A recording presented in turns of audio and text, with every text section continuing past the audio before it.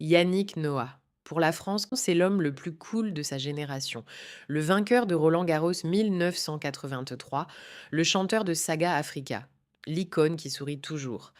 Mais depuis le 24 février 2026, une autre image de lui circule. Celle d'un frère que ses propres sœurs accusent d'essayer de les avoir trahis.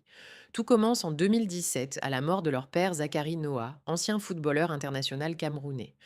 Un homme respecté, aimé, qui avait bâti un patrimoine solide au Cameroun, des terres, des hôtels, des biens immobiliers. Une fois disparu, Yannick prend les commandes.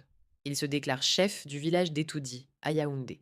Et selon ses deux sœurs, Isabelle et Nathalie, il se déclare également unique héritier. Le 27 février 2026, dans une interview accordée à Voici, Isabelle Noah lâche tout. Elle accuse son frère d'avoir fait main basse sur l'intégralité de l'héritage familial. Son avocat, maître Baybeck, confirme que Zachary Noah aurait vendu toutes ses terres à Yannick avant de mourir, ce qui serait interdit par la loi camerounaise car cela équivaut à déshériter ses autres enfants. La justice camerounaise leur aurait déjà donné raison, mais les procédures traînent d'eau panne depuis 9 ans. Isabelle va encore plus loin. Elle affirme se sentir quasiment séquestrée au domaine familial au Cameroun. Je ne peux pas vraiment sortir, il y a toujours 4 ou 5 hommes à l'extérieur qui me surveillent, confie-t-elle. De son côté, Yannick Noah ne répond pas directement. Ce sont ses avocats et son ex-femme Isabelle Camus qui prennent la parole.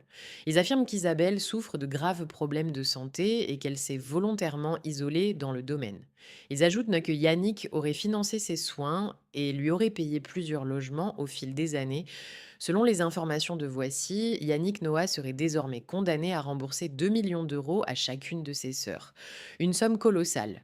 Et une affaire qui est loin d'être terminée. Derrière le sourire de l'homme le plus cool de France, une guerre familiale silencieuse couvait depuis 8 ans.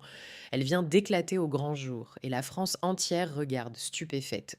C'était Émilie et je vous souhaite une bonne journée. À très bientôt pour une nouvelle vidéo.